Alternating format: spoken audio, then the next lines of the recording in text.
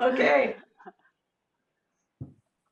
Welcome to our first Collective Wisdom Circle on March 2nd, 2022. I'm excited to have you all here today and looking forward to this pilot and learning and sharing and growing together.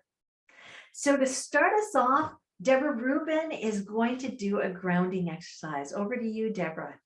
Okay, so this is a breathing exercise that is going to start out with, it's a little bit more active, and then it's going to go more subtle and subtle. And you'll feel the, oh, I have to put myself on start so I don't go on forever. Have a tendency to do that. And helps us bring down and get centered and into that place of stillness. So this is called the core breath, and then it's going to move into the subtle breath. It's the same thing, but one is done a little bit more actively, and then it goes into the very subtle light breath.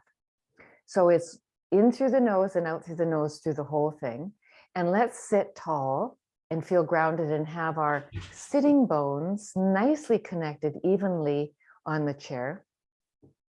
And the crown, the back of the top of the head is lifting to the ceiling, and the chin's back just a little bit, and the chin is down.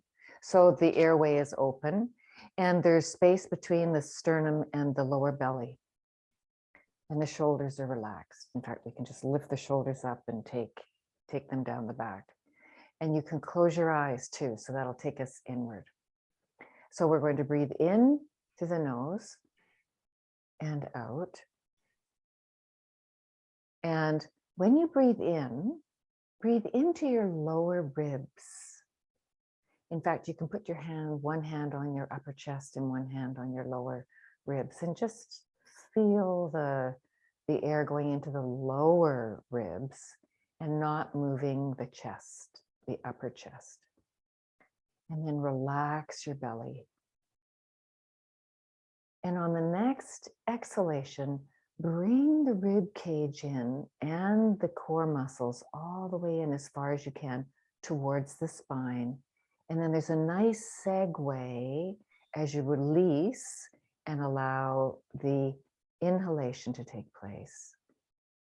And the rib cage is expanding open on the inhale and contracting on the exhale. Nice and active. Expanding on the inhale, your shoulders are quiet. Everything's quiet and still. And then we're going to transfer from that active breath into the same breath, but turn down the volume. So now maybe you're not so active. The ribs are still moving out to the side and then coming back in, but it's much more delicate. And you can even take your finger and place it underneath your nose and feel the air coming onto the finger. And then making it light. And keep lightening it up. And lightening it up. Till it's so delicate on the inhale. So delicate on the exhale. Feeling the air going in through your nostrils. And out through your nostrils, extending the exhalation a little bit longer than the inhalation. Shoulders are relaxed. The body is feeling light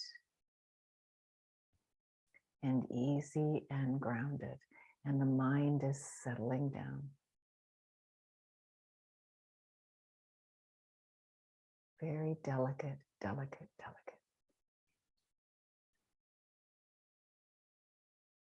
And then just let the breath go natural. Keep your eyes closed. And for the next few moments, feel the effect of just doing a breath for 2 or 3 minutes. And how grounded you feel.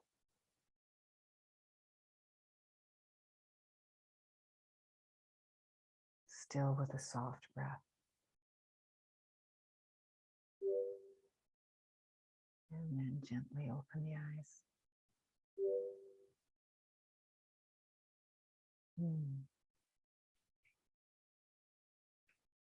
Mhm. Thanks so much, Deborah. Now that we're all relaxed, hopefully no one's falling asleep. No snoring. Oh. So welcome, everyone.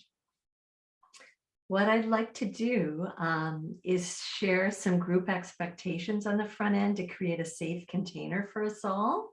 So I'm just going to share my screen here.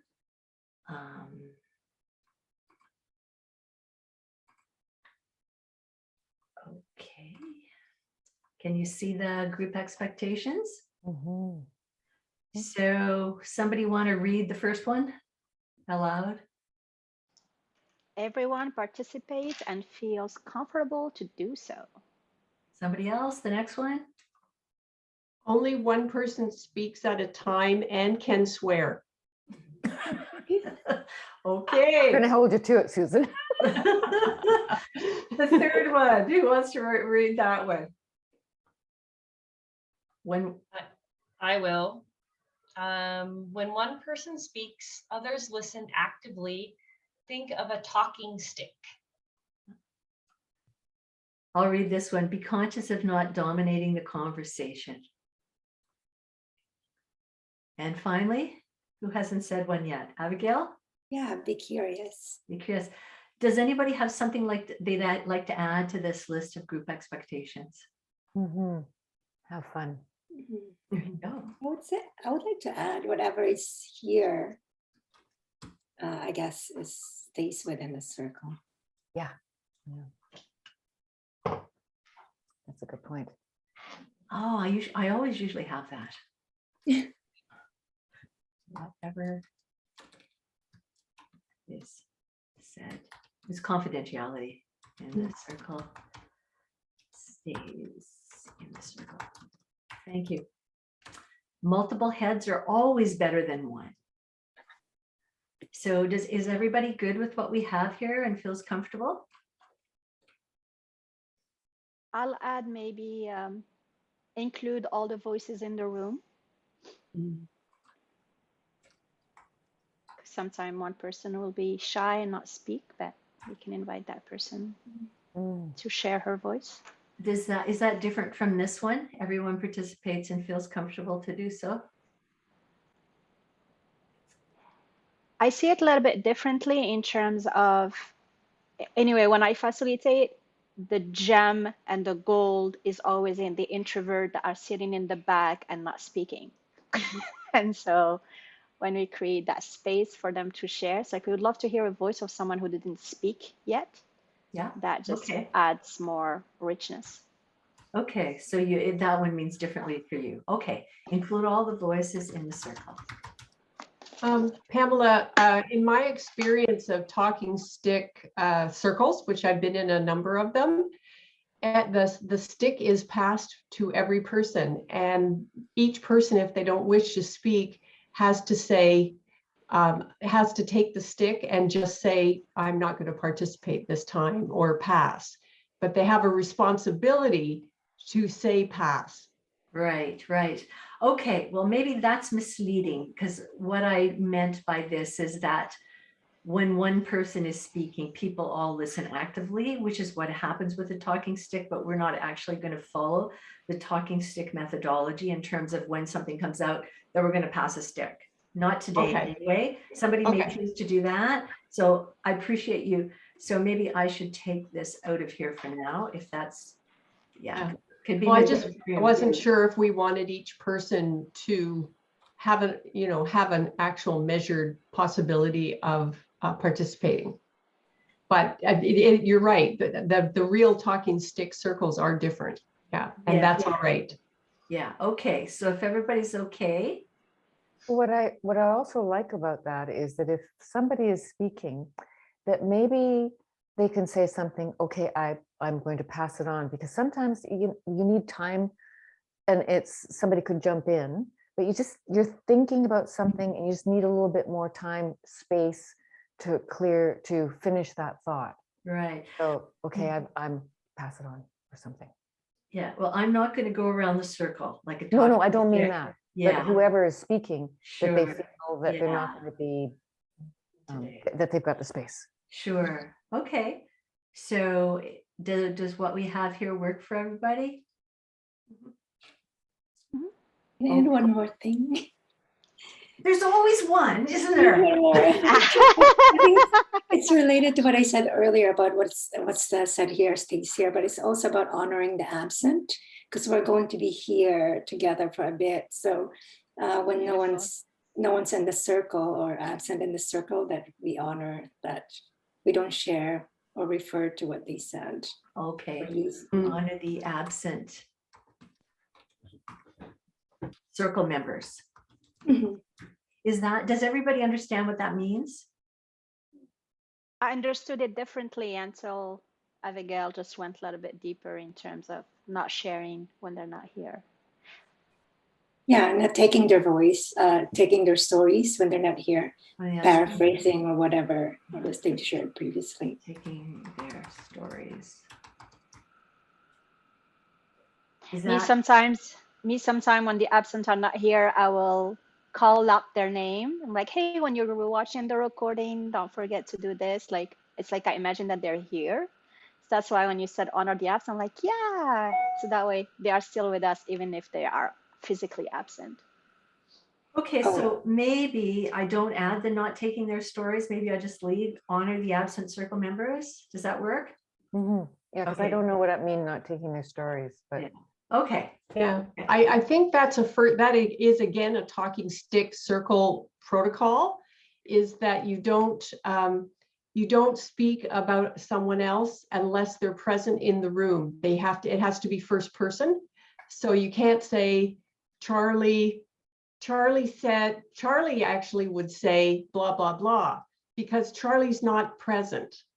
Right. So you can't hold witness of another person. It's just part of a traditional circle, but that we don't have to follow that. But that's my interpretation of not telling someone's story. It's a good point. I think I get the sense that people are good with what we've got here. Yeah. So that's beautiful. Okay. I already learned something.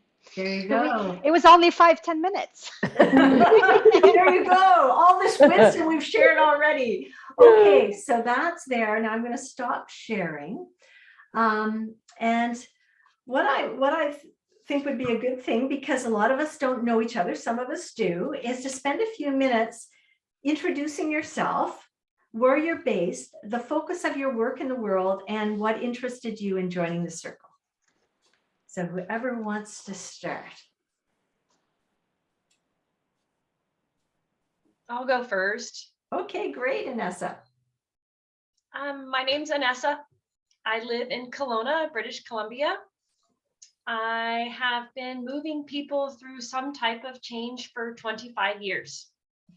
I started out with rocket scientists and engineers within the Department of Defense, where change was being forced on them. And then I became an entrepreneur as a weight loss and accountability coach where women were choosing change. And I worked with them and their health practitioners for 10 years. I have recently opened my own coaching practice, which is really for female service entrepreneurs, teaching them how to build deep connections with their clients and to be in harmony with their work and to leverage the customer base that they have at hand. I have a kiddo, he's 16. I'm a dog fanatic. I have 2 collies. I spend a lot of time outdoors. Doesn't matter what the weather is like. So my hair looks like this most of the time. And I am here because I am hell-bent to overcome skill scarcities for women. And doing that by us taking ownership of sharing the knowledge that we have and intentionally finding a way to give that back. Beautiful. Thank you, Anessa. And Anessa is our newest member as well. Hey. That's beautiful. Mm-hmm. We'd like to go next. I guess I'll go next. My name is Susan Isaac. I live west of Souk, just outside of out in what they call the Otter Point area, or the Souk Hills. And I'm interested in this wisdom circle because it fits with me being a seeker of the soul all my life, and finding that I have a gift for glass art and creating symbols of transformation that help celebrate how far women have come in life, and all possibilities to come. And I really think we need to celebrate more often the smaller changes in our life, and we do that through stories. And I happen to create the butterfly wing, the symbol. It's fairly universal of transformation, and taking a deep look in the glass to see the layers and the bubbles and the mystery. And to me, on the acreage I live on, to me, we have very little cleared. It's mostly forest, but to me, it's absolutely jam-packed with life. And the hidden, I'm committed to the hidden life, because we protect what we love.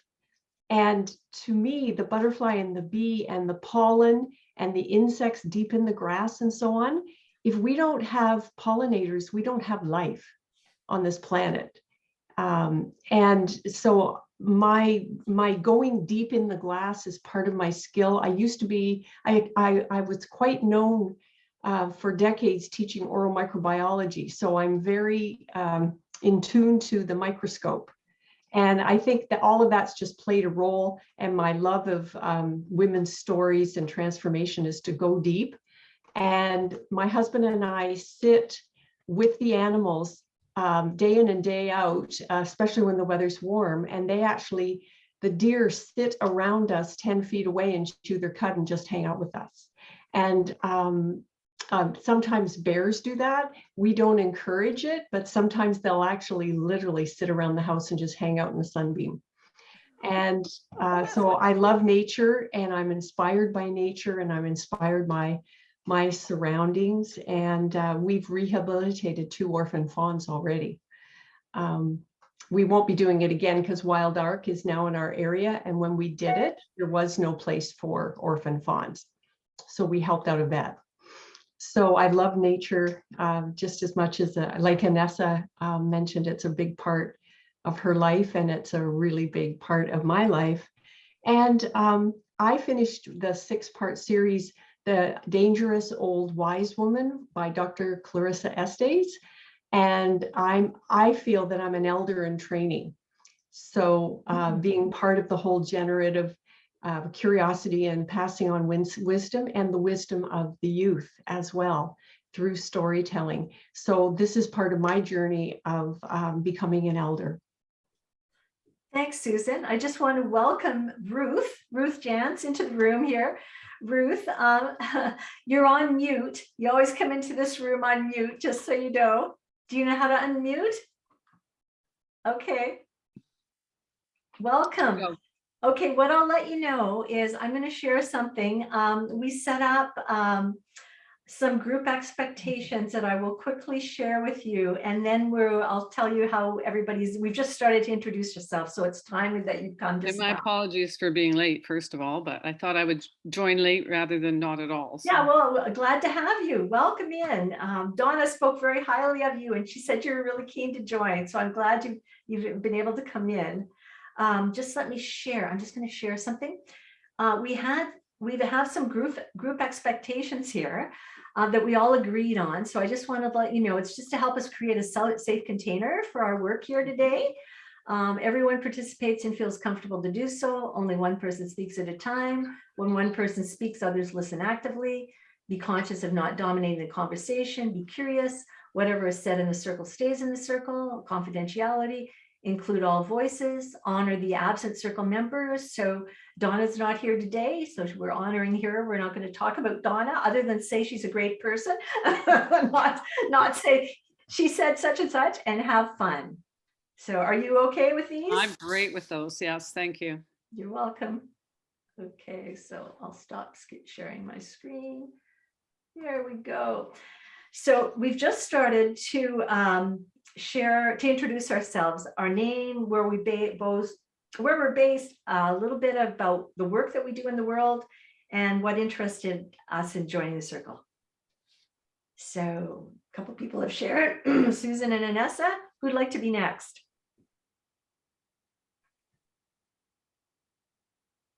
Well, there's silence, so I'll just jump in. I don't care. Well, there you go, Ruth. You go, go girl.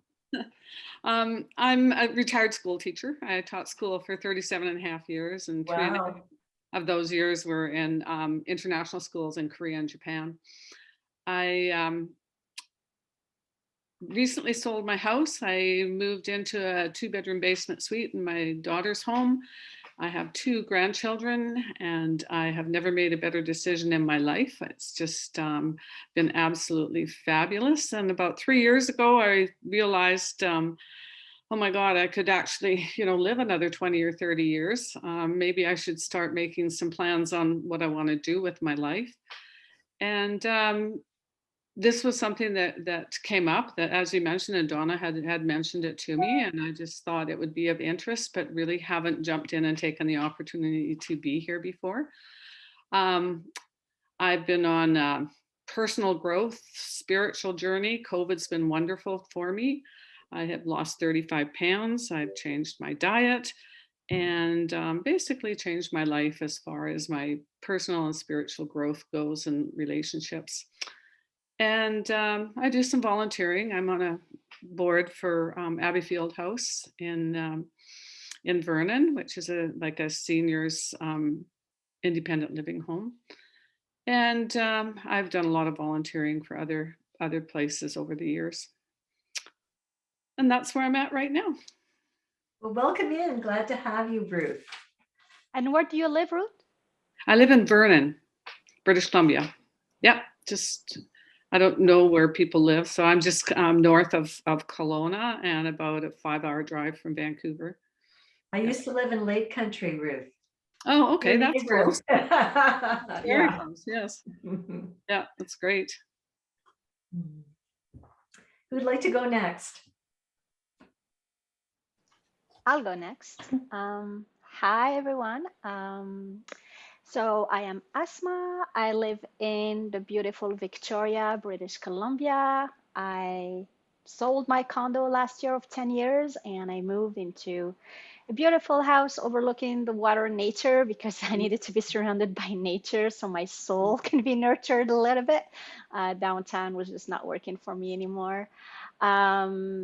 I am originally from Morocco. I moved to Canada at the age of 21. And so I've been here now for almost 23 years.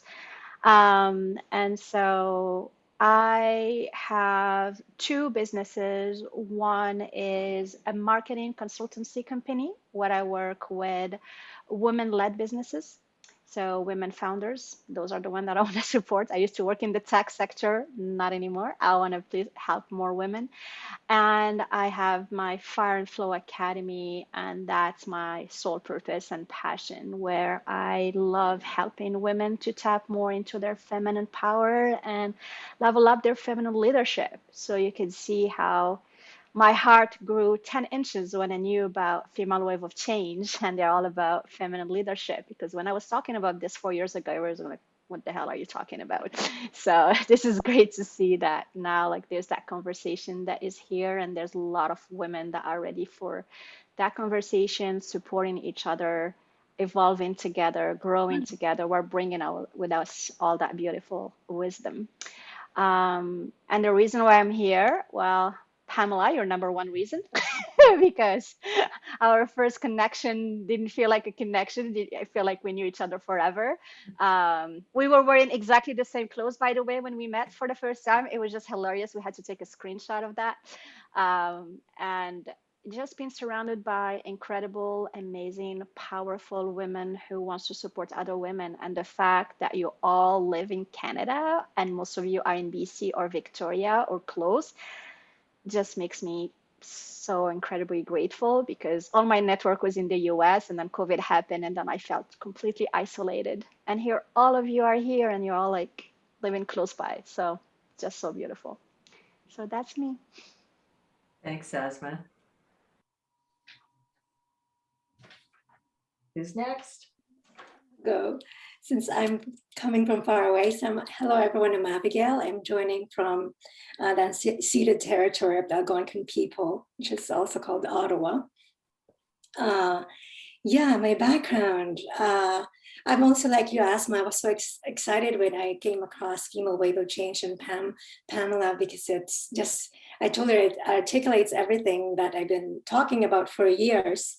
So I'm a facilitator, I'm a leadership and well-being consultant, and I'm also a researcher.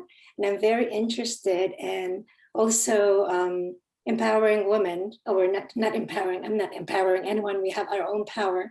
So I'm really interested in authenticity, well-being, and leadership, because I see that these three things is pretty much intertwined and interdependent, and that it's very much related to the well-being. Our own well-being as women is very much intertwined and connected with the well-being of our planet.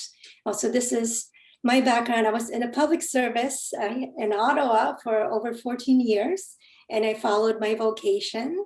I left the government in 2018 to do a second master's degree, and I did it in transformative leadership and spirituality.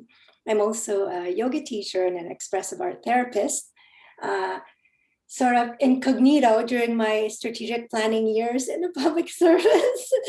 So I'm in transition. I started a social venture just a couple of months after COVID. It's called Insight Communication, or In Heart Sight. And my mission is really to help promote well-being and authenticity among women leaders. And I really value collaboration. I value sharing. There's so much wisdom to be gained among women and circles of women. Even virtually, I've just been so amazed the last few months how I've been connecting with people that I wouldn't have connected with if we didn't have COVID, because I was so reluctant to technology for the longest time, and COVID forced me to expand my horizon. So yes, this is what I do, and I'm excited to be here. And I'm also an immigrant like you, Asma. So I think there's so much wisdom that can be learned from having lived in other places and having witnessed also other people from different places. Yeah.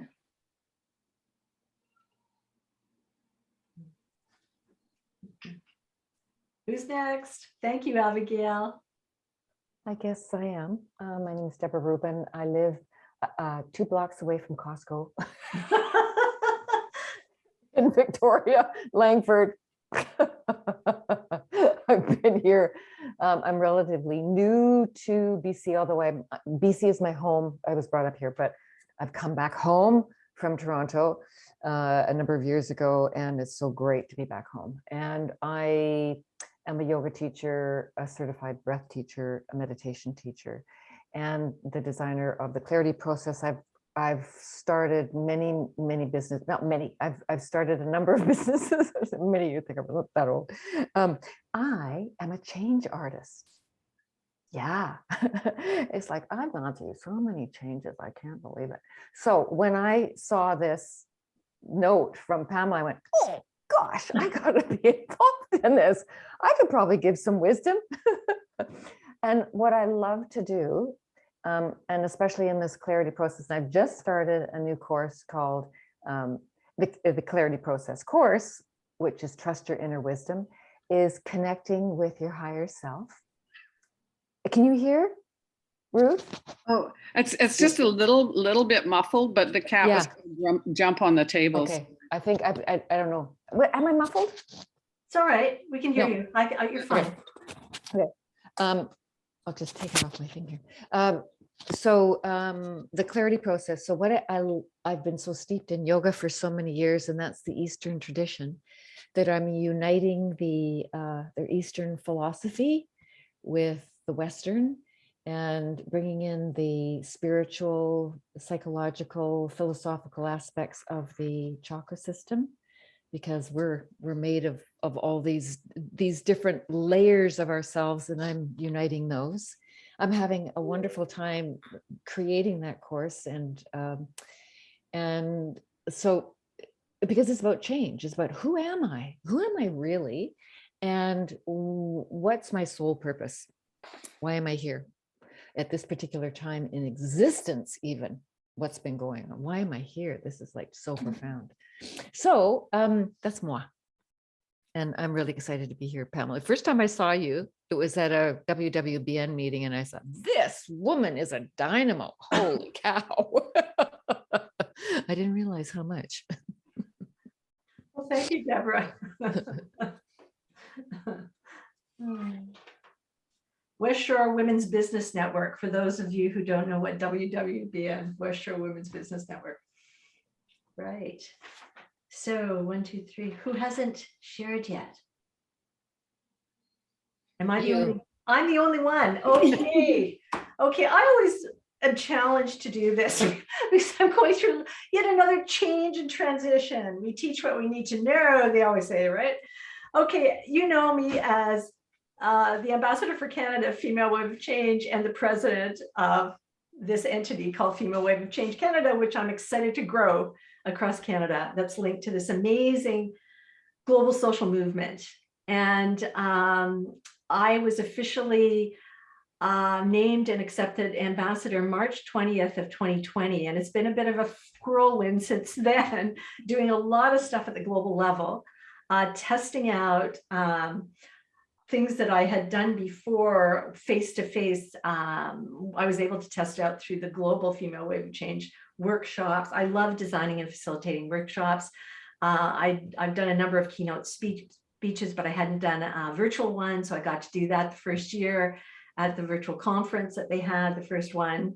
And since I launched Female Wave of Change Canada as a legal entity in December 2020, it really has consumed a lot of my time. And it's a good thing because I love co-creating events. I love interviewing people. I am a qualitative researcher. I've had 4 businesses since the early 90s. So the first couple were consulting. The next one was coaching. I'm a business and life coach. And the next one is now creative life coaching and consulting. That said, it's been sort of on the side and almost back burner. Every now and again, I do leadership coaching. I was coaching someone who will want to take their business from regional to national. However, they're on hold for the moment. I love to write. I just finished my first novel called The Exploits of Minerva, Reflections of a 60-something Woman, that I'm looking at publishers right now. And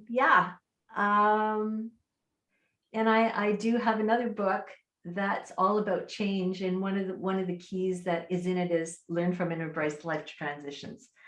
It's a nonfiction. So anyway, that's me, and I continue to learn and grow, and change has been a big part of my life. And I've had the opportunity in that life to live and work on 5 continents in my consulting, managing projects, doing a bunch of stuff in different places. So yeah, so it's very apropos that I'm talking about change and that I'm involved with Female Wave of Change, right? There are no accidents. Anyway, enough about me. So, and when it's interesting because originally Alex and I co-created this, and then Alex was going to lead it, and then she stepped back. She's not here, I know, but anyway, if this is positive. And so I thought, okay, I'm going to lead this, and I think I was meant to anyway. So I'm excited to meet everybody and to get to know people in more depth, because that's the thing, is in breakouts, you get to see people, but you don't really get to know them. So I'm looking forward to getting to know you in more detail as well. And that's one thing I love about Female Wave of Change. I get to meet all these awesome women like yourself, right? That's part of it too, right? And form special connections with women here and beyond, because there's some amazing women in the global network as well. So thank you all for jumping in and joining me on this journey here. Okay, then. So what I wanted to do is I wanted to kick off today's meeting with providing you with a framework that I've utilized. I created it in 2017. It came out of this one key in my book, Learning to Dance with Life, that has 7 keys to what I call creative living, 7 keys to consciously cultivating improved health, happiness, fulfillment, and inner peace in your life. And I I'm just looking, where is it here? I'm going to put this down and then I'm going to share. And it's based on my own journey. It's also based on my work with clients around the world, both coaching and consulting. And it's a framework that you can use both for personal and professional change and growth. It also can be used in organizations with teams. But what I know to be true, and I know all of you probably know it to be true, is leadership always starts with I. In other words, we have to develop ourselves as leaders before we can truly lead others as authentic feminine leaders. So that's at the heart of my work and what I do. So I'd like to share with you this 5-step framework. And I had asked everyone to think about a life change or a transition they might be in, or if they're not in one that they might want to reflect on to shed more light on. So I'm hoping that you've been able to, does anybody not have one? If you don't, it's all right. Does anybody not have a life change or transition they'd like to use this process to apply? When did you send that? I didn't see any email about that. Did I I miss think it? it was in the email, I think, but not to worry. In the moment, if you don't have one, you can still think about it. You can still reflect on past things. If you have one, that's great. Anyway, so what I'd like to do is called The Art of Change. And so interesting, Deborah, you're a change artist, and mine's called The Art of Change Framework. So it's got 5 steps, and I'm going to share with you those 5 steps. And then I'd like to go through them and have you apply them to a life change or transition. I'm going to define what I mean by that in a minute as well. But I'm just going to share the screen. Okay. Okay, so as I said, it's a 5-step process before you go, and it's based on the metaphor, life is a dance, and it's underpinned by the belief that embracing change is a creative process that opens us up to new possibilities. And later on too, I have a larger document if you're interested in it that I can share with you. So, don't feel you have to take extensive notes, but if you want, and I can share this with you later too. So the first step in the process is shine the light. And this is where you explore how you respond to change and why. And so first of all, I'm just looking, let me look at my time here. Yeah. Okay. So all of us respond to change in different ways. So what I'd like you to do is rate yourself on a scale from 1 to 10, 1 being scares me to death, 10 being I thrive on it, in terms of how you typically respond to change. And don't think about it too much, just like write it down for yourself, a number between 1 and 10. Everybody got it? Okay. Now I'd like you to think about how you typically respond to change that comes out of the blue that you don't have any control over. So again, I ask you to rate yourself on that scale from 1 to 10, 1 being scares me to death, 10 being I thrive on it, in terms of how you respond to change that comes at you that you don't have control over.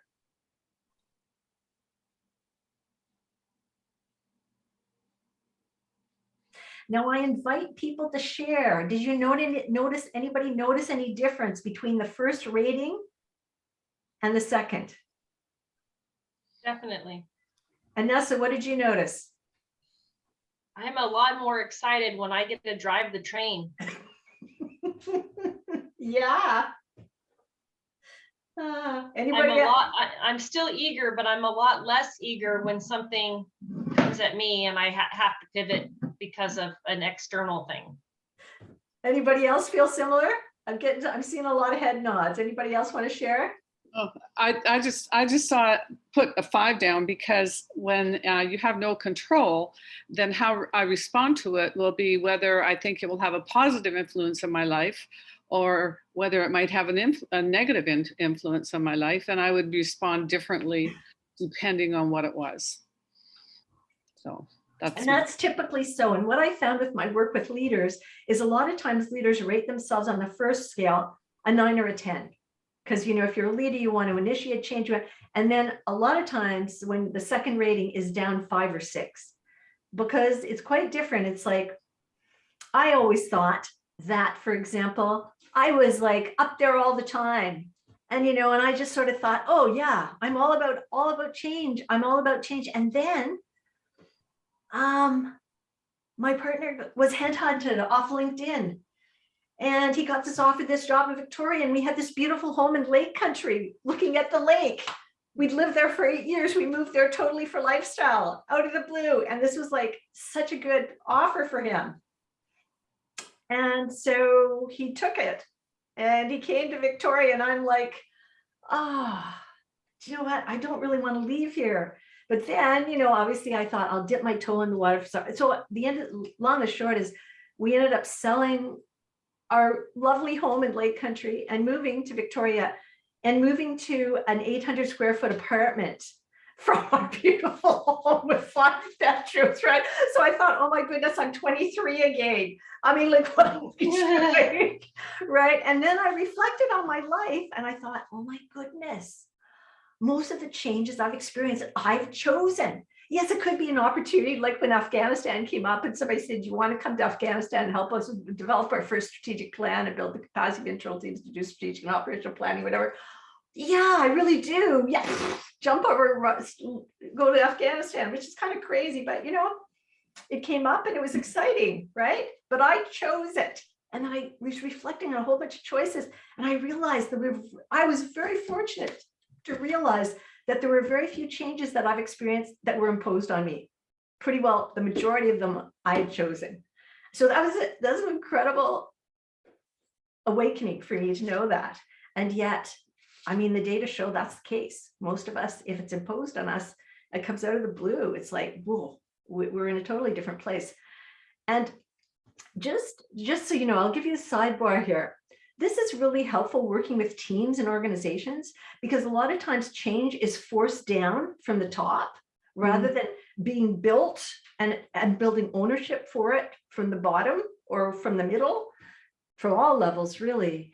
And so if on the front end of a change, you have, as a team lead or a senior manager, you speak with your folks and you have them rate themselves and you have them explore, you know, is this change, you know, in concurrent with what you believe we're meant to do, or do you feel it's totally come out of the blue and hit you? And how do you rate yourself? And then you go into, you know, it's not better if I'm a 10 and you're a 5. This is not about better. This is just about acknowledging where you are in terms of your emotions, and then exploring, as Brené Brown would say, rumble. She says rumble, doesn't she? Yes. Yeah, rumble about how others can support you during this change, because we all need different types of support, right? But nobody ever talks about this. It's like, okay, we're changing. We're not sure why, but we're doing it, right? So anyway, just shine. So the first step is shine the light, and it's really looking at how you respond to change and why. The second step is choose your dance. And that's where you identify the transition you want to work on and where you are in your transition journey. And I just want to explain something here. There's a man called William Bridges. Some of you may know him. He's an organizational theorist, and based on his work with organizations and people for 30 years or more, he identified that there's a difference between a life change and a transition. And sadly, he's passed, but what he said was that a life change is something external and situational, something tangible that you can see, such as a separation agreement, such as a pink slip, right? Whereas a transition is something internal and psychological, right? It's the readjustment you have to make internally to reorient yourself to your new external reality. And what happens is people often do the first one. They do the change, but they don't take the time to actually do the internal work to readjust and reorient themselves to the new external reality. And what happens when we don't do that is often, one of the things that happens is often we keep repeating the same patterns in our lives. For example, people who get married 4 or 5 times and often end up marrying someone who even looks like the previous spouse. I don't know whether you've noticed that in your world, but it happens. And it's because oftentimes what happens is the person has not taken the time between relationships to find out who they are and who they are, and actually what they want in the world. And so they keep hooking up with people to go through the same issues because they haven't taken the time between the relationships to find out who they are and what they want, right? That's just one example. I'm sure, somebody else might have another one. Anybody get what I'm saying here? What else happens when you don't internally readjust to an external change? Anybody had something happen for them or seen it or observed it in others? Well, in yoga, that theme is called samskara. And I love that term because it's got the word scar in there. Mm. It's a theme that recurs and recurs and recurs. And it's like it's deep within the body. And it's emotional, it's philosophical, it's psychological, it's rooted in there. And that's actually part of our journey, is to lighten up the load so that samskara isn't so much of a scar anymore. And it frees us up, it liberates us as we go on that journey to do that. Yeah. And that's the journey, isn't it? Mm-hmm. Tools to do that. Yeah. So thank you for that, Deborah. And so in this step, identifying the transition you want to work on. So one of the things, so you choose, like, is it a career change? Is it whatever it is, right? And where you are on your transition journey. Now, William Bridges, again, in his work, when he did some research and he found that regardless of the transition you're going through, there are 3 main phases everybody goes through: an ending, a neutral zone, and a new beginning. And each of these phases has specific work associated with it. And again, if you don't do the work, you keep repeating the same patterns in your life often, and you remain frustrated and unfulfilled. So the work of the ending is to let go. And I've added to his framework, identify lessons learned. So let's say, I'll give you an example from my own life. I was married to my first husband for 24 years, quite a long time. And what happened is when I got separated and then divorced, I had to let go of the status of being married, being a couple, financial security. My ex made lots of money. He's an international consulting engineer. That whole, I uprooted and moved to another place to start a new life. So there were a lot of things I had to let go of. My previous life, like I knew it, right? And yet, then I was able at a certain point to reflect on what I learned from that relationship. And I identified he had many, many good qualities. Otherwise, I wouldn't have been with him in the first place. But what I realized is I grew in the relationship and he didn't. I was into personal growth stuff, and then he started to get really threatened by me taking personal growth workshops. And he said, "You're a smart woman. What are you reading that stuff for? What are you doing that?" Very, very highly threatened. And I realized there was a point where I couldn't get in. I could only get so far, and he wasn't willing to grow, and I had grown. So I couldn't stay with him anymore. That's what I realized. So in identifying a lesson learned, I realized it was really important for one, plus he's a British engineer, and they're wonderful people. However, many times they don't express their emotions. And he was highly intelligent, and he tended to live from his neck up and didn't connect his head with his heart. And so I realized that in a future relationship, that was really important to me. I had to, one, have somebody who was willing to communicate their emotions and their feelings and really connected their heart and their mind and were in their body. And so that, and I think that sometimes we don't do that, take the time to identify what we learned. And there's always a silver lining. There's something always to learn from any transition. That's what I truly believe. So the first phase, work. letting go and identifying lessons learned. The second phase is this neutral zone.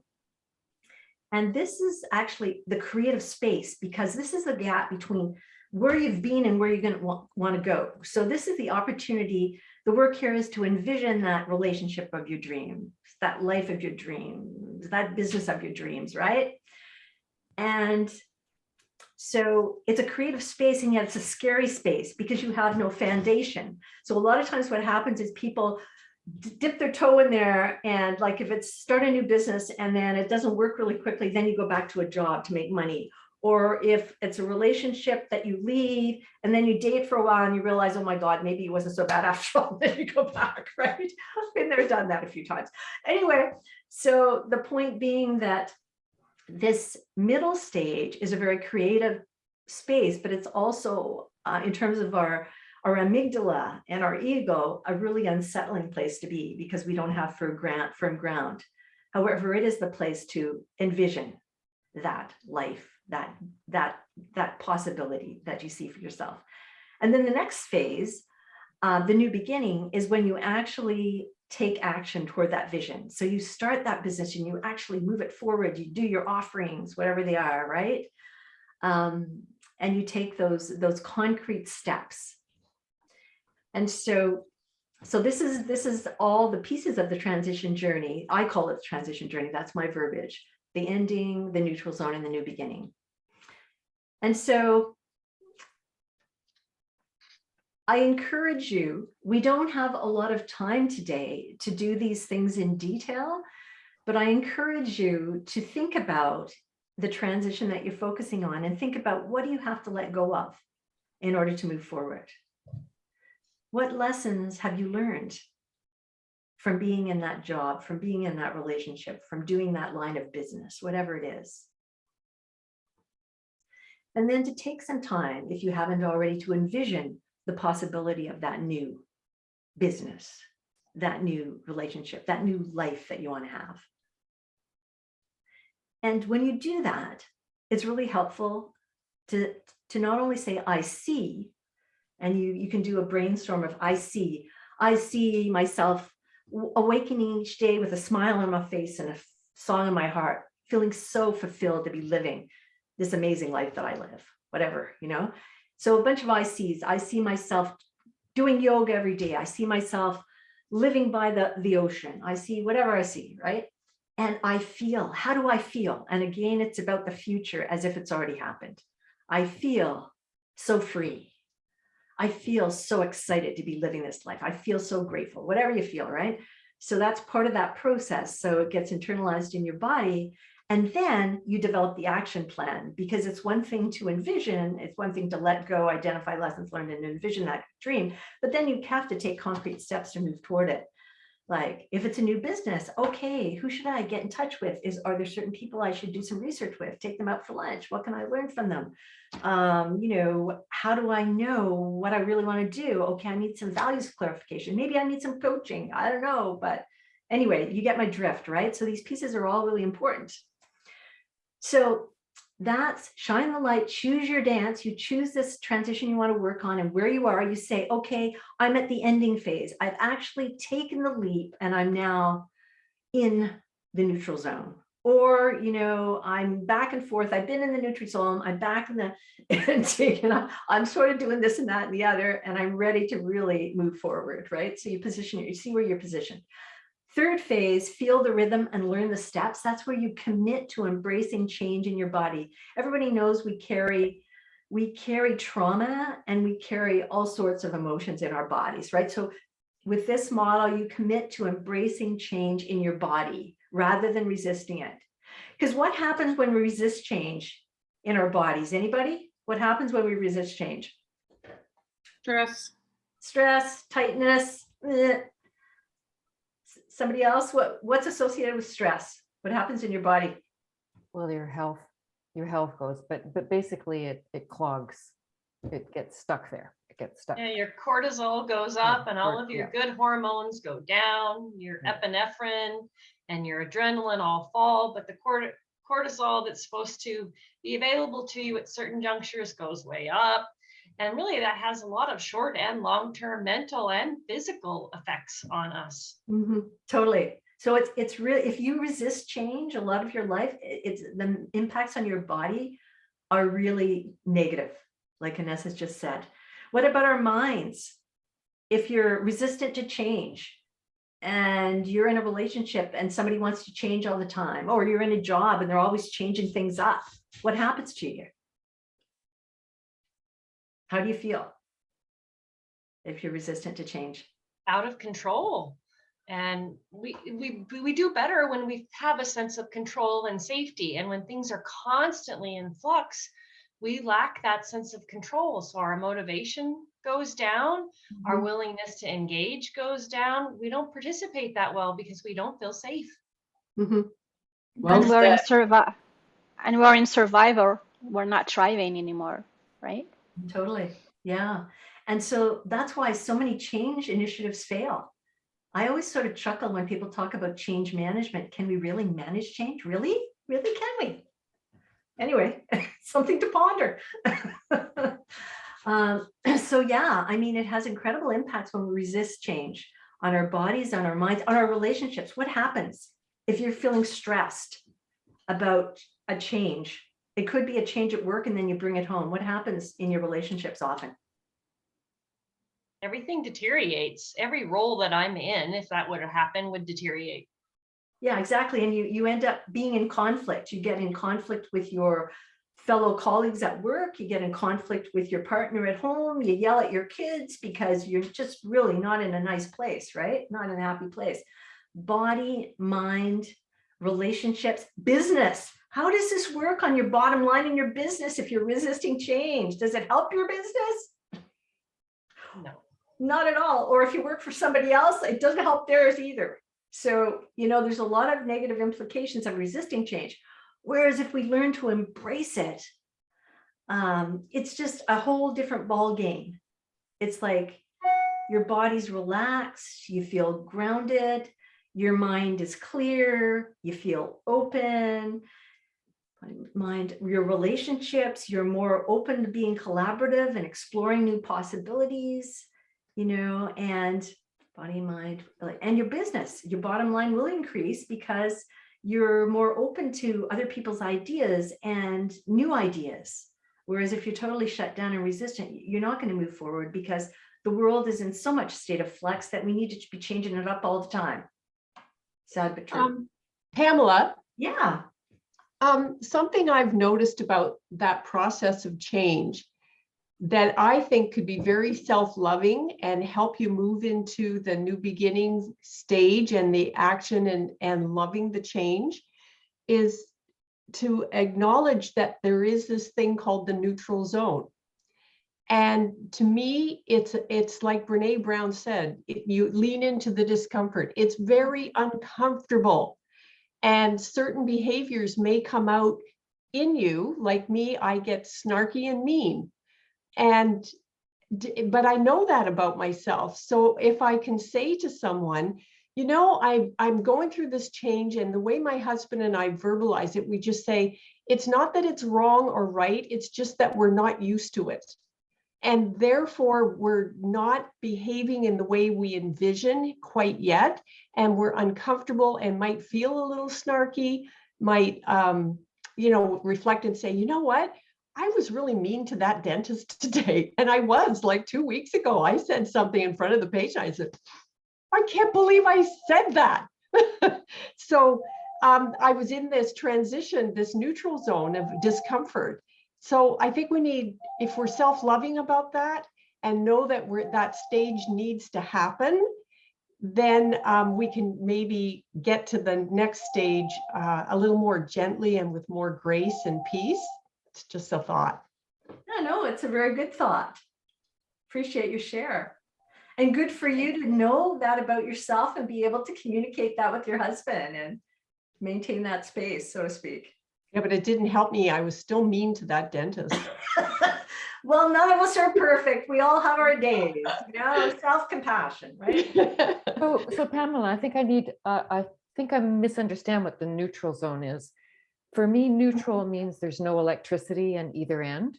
And therefore you're in the self, you're in the stillness, you're in the state of calm, your nervous system is in that parasympathetic system, and things won't trigger you as much. So to me, that's the neutral zone. Do you have another?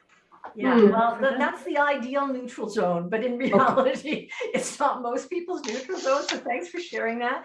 Because in the neutral zone, our amygdala likes to be, if anything's new, it's that part of our brain. It's always looking for things that are different, right? Yeah. And if it's not on solid ground and something's new, it perceives it a threat, and that's when it puts the cortisol, the stress hormones into action. So that's where usually it is not such a happy place. That said, it's a creative space. So once you move past this bit of being uncomfortable, then you can move into your creative space. And you have to, in order to be creative, we know that we need to be calmer and we need to have space. And so part of what you said is absolutely correct, but it's probably I would say later on when you're feeling, you're going to be able to do this and you're feeling more grounded in that neutral zone and feeling open to possibility, even though you're not sure what it's going to be. Okay, so can I add a little something to that? Certainly. If someone is committed to developing the resiliency in their nervous system that can handle that, because everything we take in with our senses lands on our nervous system, and it's either going to be okay or it's going to trigger us, or it's either neutral. And so then when these things come up, they aren't so untethering. We're tethered to that place of silence, and we can remember that we're out of order. We're in a disorder. We're stressed. We're distressed, and we're not in that space. So, to me, that's sort of like where the beginning is to find what that place is, because that's the place of self-referral where you remember quicker. Because if you've got a very stressed nervous system, you forget to even come home. Right? Yeah. No. When you've got a home, you go, okay, well, I'm away, but I can come back quite quickly. I've got a good connection to that home. Well said. And I feel like that's leading really well into the next step, which is practice, practice, practice. And that's where you do the work that includes the letting go, identifying the lessons learned, the vision, because we were talking about the stages, but this actually is when you put them into action. And part of I want to link it to what you've said. Okay, let's just, I think we need to walk through it, and then I'll link it to what you've said, Deborah. Okay. So part of the work that includes letting go, how do we let go of things? Anybody? Maybe Deborah wants to share more here. How do you let go of well, you had originally said you feel it. So you feel there's something wrong, and it's either a sharp emotional sensation, right? And you either get caught in that sensation and go way off down the road of like kvetching and making a big deal out of it and tearing your hair up, blah, blah, blah, blah. Or and so what we want to do is get that recognition to come back sooner, so that when something does happen, you're not flailing off. You're actually standing solid in a grounded place. So that's like the winds of change are coming by, and you're standing and you're kind of just flowing with the wind, and you're not getting all kerfuffled. Yeah. So in this piece, I teach the mindfulness. I teach, this business of, it's like, if you know how to ground yourself, if you meditate regularly, if you spend time in nature, it clears your energy, right? So ways to let go of negative emotions are those ways, and having, as you would say, Deborah, a way to come home, a way to ground yourself, right? Another way, sorry, go ahead.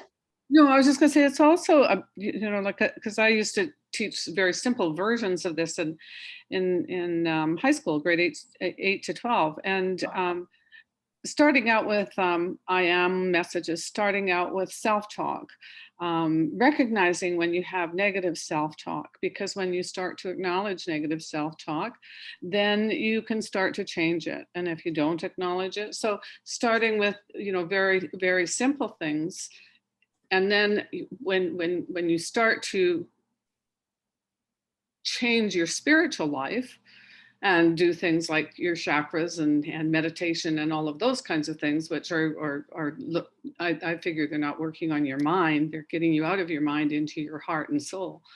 And then it becomes, what to let go. It doesn't necessarily become easier, but you identify it much faster. Such an interesting thing such a great conversation to have. And I just want to add something in here.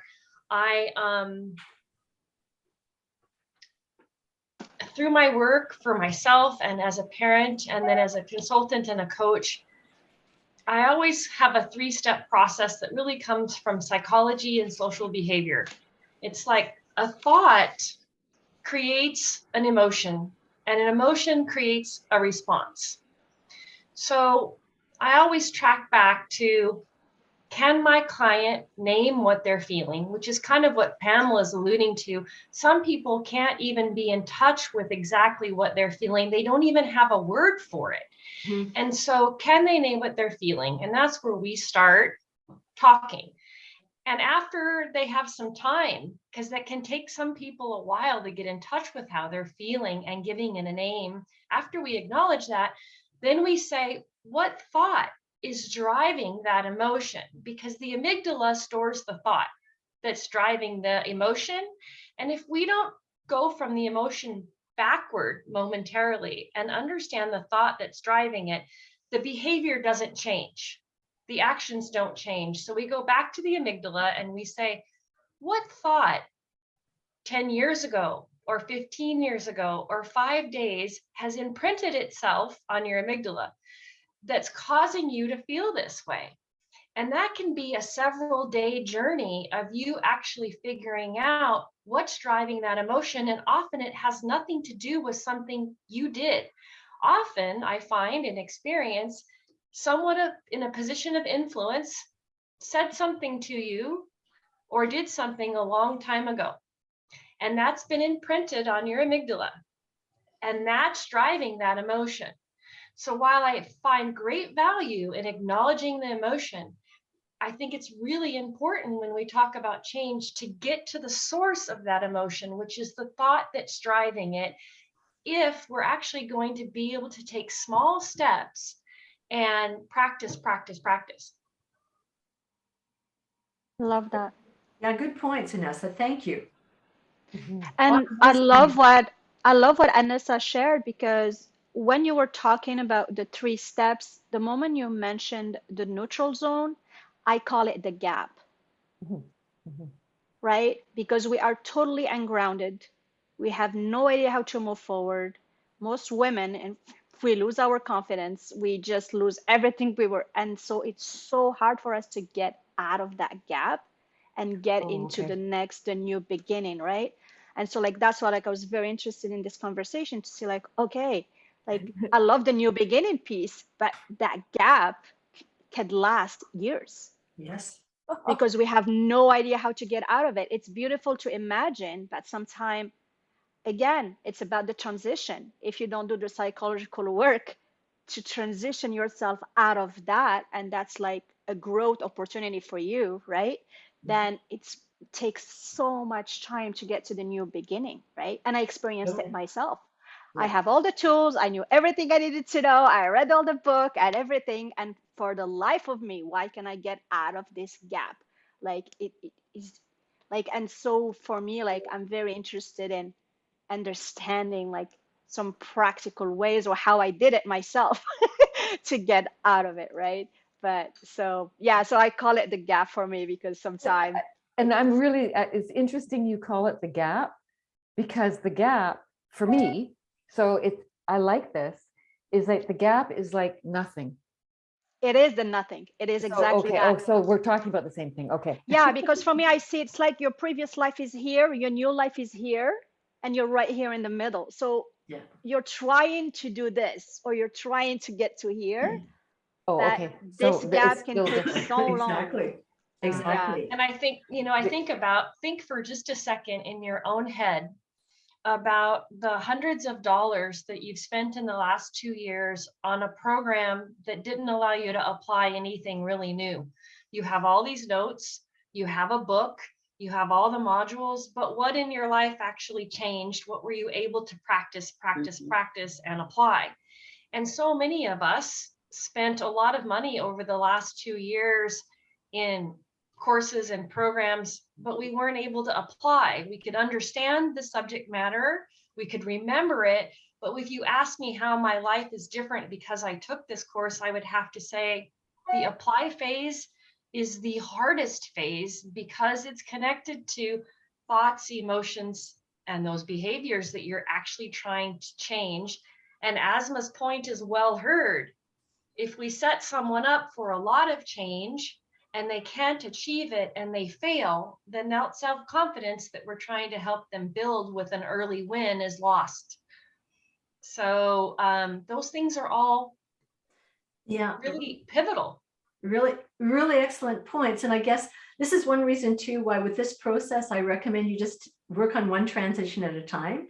Because sometimes people are in, there's 4 or 5 things going on in their lives, but you need to just focus on one and then apply this process and set, actually, sit and write down, what do I need to let go of?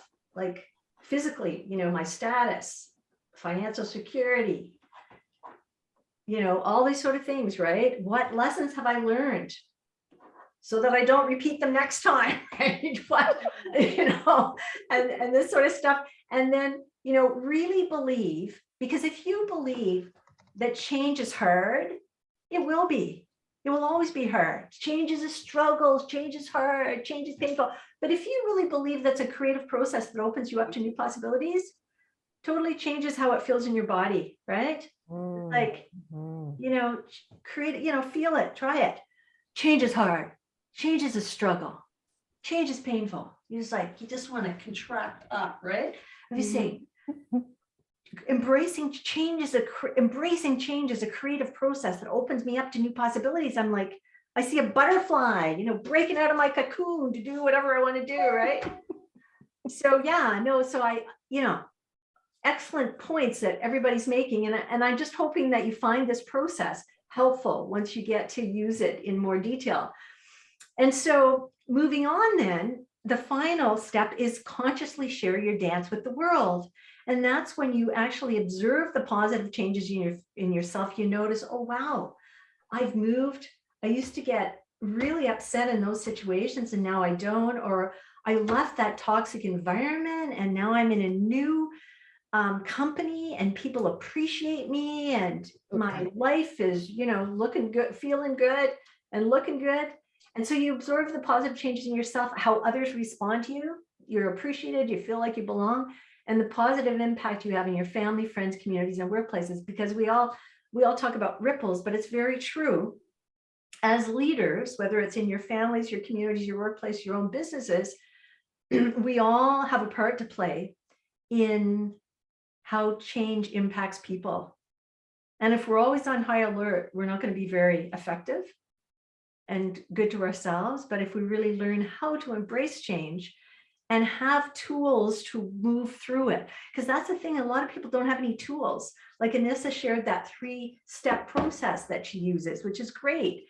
And this was the reason I developed this 5-step process, because it is something that people can actually tangibly use, and it is based on research. It's based on my own work, but it's also, I draw heavily at certain parts on William Bridges' work, because he has done a lot of really important work. And so anyway, so this is the intention of this. So any questions, any things people aren't clear on, any comments about the process? I have a general question. Like, we started the conversation really discussing the difference between a change and a transition. And then the whole conversation is about embracing change and not embracing the transition. Right. And we know that the transition is the most important piece because that's the piece that really works with the human and everything. So it was just like an open conversation question. No, that's a good question, but it's embrace the art of change, which has a creative piece to it. And most people don't necessarily relate to the word transition. Some people do. So that's why it was called the art of change, like it's a creative spin on change. And plus most people don't think change is fun, but it can be. So hence the metaphor of life as a dance, right? Well, my book starts off it's called Learning to Dance with Life, a Guide for High Achieving Women. And that's one of the keys that I fleshed out. Learn from and embrace life transitions. You're absolutely right. If you were to say, it could be embrace the art of transition, but it doesn't quite flow. It's quite the same way, It's a very good point. I mean, it's a very good point. Clacking, click. Click, click, Very good point. And I think the only thing that I might add, I don't know if this is useful or not, but I'll throw it against the wall anyway, is that all of this, everybody's input, just causes me to revisit not only how this happens internal to me and in the roles that I serve in, but when I'm working with other people. I do a lot of mentoring, I do a lot of coaching, and it makes me understand how and why I'm effective at that, because I look at this and think of how this framework would help you look at your programming differently, your course that you're offering, whatever you're doing with your clients through this lens, causes you to look and think, well, where are there gaps for them in working with me? And how can I fill them? So I think there's this introspection for me of how can I do this better for myself, but how can I use these lenses to bring more to other women that I work with? Mm-hmm. Nice. Yeah, and give them also the luxury of time for them to work through stuff, right? Especially when we're talking about transition, like sometimes they cannot follow the program. Hey, like we're meeting every 2 weeks or every 3 weeks. Like sometimes like we need to create that space for them to work through whatever they need to, especially when they are in major transitions to move forward. So yeah, so it's quite interesting. I work with a lot of clients that are going through major transitions in their life. I guess I attract mostly those people. And it's very interesting how some things will go fast and other things, they will need a month to like deal with that internally before they can have a conversation about it. So yeah, there's that element of compassion, I guess, that we need to include and add into our coaching and creating more flexibility. So that way we can customize it to everybody's experience with their own art of change. Thanks, everybody, for your input. I'm just looking at time here. If you want to learn more, you can go to the homepage of my website, and there is a broader document of the art of change if you want to sign up for it, if you want to. And I do a blog. I used to do it every 2 weeks, more like once a month. There's lots of blogs on my site too about change and transition and that kind of stuff if you're interested. And yeah, and I guess I'll do a plug for my book here, just because I don't really plug it too often. Learning to Dance with Life, a guide for high achieving women. It's on Amazon and it made #1 when I launched it in 2015. Excellent. Mm-hmm. Great. And it has 7 keys to consciously cultivating improved health, happiness, fulfillment, and inner peace in your life, as well as an upfront number of attributes of high achieving women based on in-depth interviews I did with women from 3 continents. So kind of fun. Congratulations, Pamela. Oh, thank you. Big achievement. Thank you. So what I wanted to do is take a couple of minutes. I think probably what I'll do is I'll send a follow-up mini questionnaire, that participatory evaluation, to ask people what they liked, any concerns, any suggestions to improve, address any concerns based on today, just so we have a running thing every week. And I'm wondering if someone else would like to step up to the plate to lead the next session, to lead the facilitation. And obviously it's integrated. We want everybody, as many people to talk as possible, but is anybody feeling called that they would like to take the lead on the next one?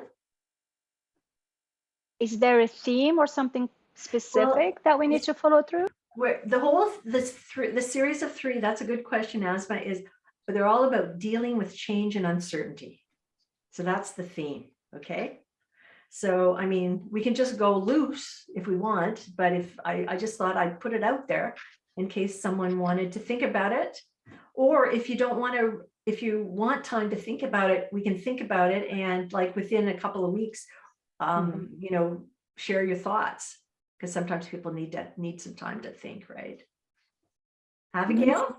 I'm raising my hands because I'm facilitating a workshop tomorrow on managing personal change and transition. So what I can do is I can bring that workshop here if you're interested. And my focus is really connecting the body, mind, and heart. Because Anessa was saying, how can I think we're all intelligent human beings. We're capable of absorbing, storing information, but how do we translate the information into knowledge and wisdom? And this is what I'm all about. It's like our body, and Deborah, probably, I'm sure you're a yoga teacher. There's so much wisdom in our body and the sensations in our body that we can connect with and connect to. And yeah, transition is internal, so we need to come back home. So when Deborah, you and you are talking, like, yes, exactly, we're speaking the same language. Love that. So yeah, the workshop I'm offering tomorrow is about that.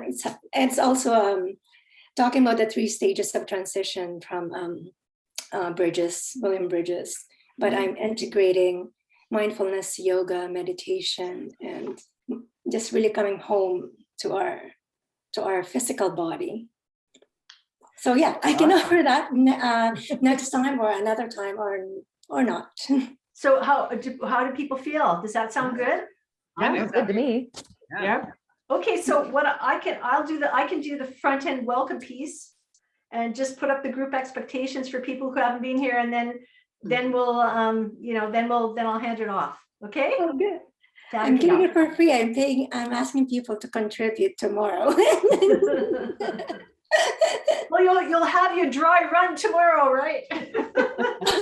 For the paying people. There you go. Well, thanks for offering to do that, Abigail. And Anessa, how about we can pay you by posting recommendations and reviews in your LinkedIn or something like that? Oh, that's fantastic. I would take you up on great that. idea. Oh, thank you. Maybe on my website. Yeah, thank you. Yeah, That's generous. we could do that. And Anessa, I'd love to hear about all the stuff that you're doing.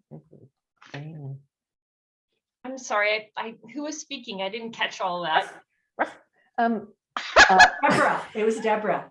Oh, okay. I'm sorry, Deborah. Can you repeat yourself?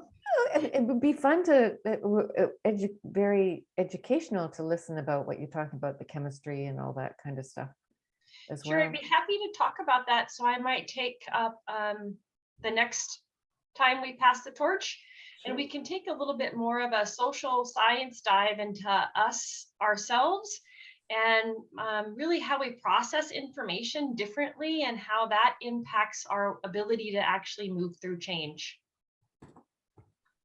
Sounds good. How does that sound for everyone? Now, I would love that, Anessa. Yeah, both of you. There we go. We're all sorted. Okay, everybody, at 6:02. So thank you all for coming today and for your active participation and for Time to go burn some meat for my teenagers. I love the smell. And I have 2 dogs sitting behind me. I feel like I'm like running a cafeteria. There's 4 animals to feed, 2 teenagers, and everybody just wants meat. That's funny. I have 2 cats and 2 chickens. Everybody walked in here a few minutes ago and was like, hey, so the dinner bell is going off and there's nobody in the kitchen. And I'm like, you guys are not going to starve. It's okay. But my dogs are so good. They just laid down and and my teens will wait until they're fed. But yeah, I need to go burn some meat. And I just want to say, I'm just enjoying this so much. It's such a great opportunity for me to learn how you see this topic differently than how I see it. And it's just like I get to step in your shoes for a minute and look at the same thing differently. And it's a really profound kind of experience. And so I'm very grateful to be here. And I just thank you guys for participating. Yeah, too bad it's only once a month. Well, more to think about in the future.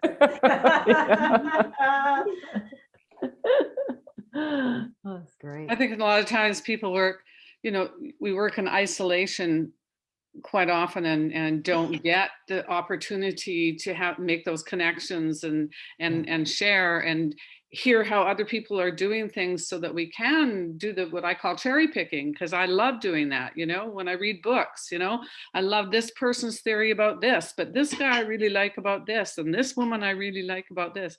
And I think that gives certainly me, and I hope everybody else, the opportunity to do that kind of connecting, because then we can share it with other women, with our families, with everybody.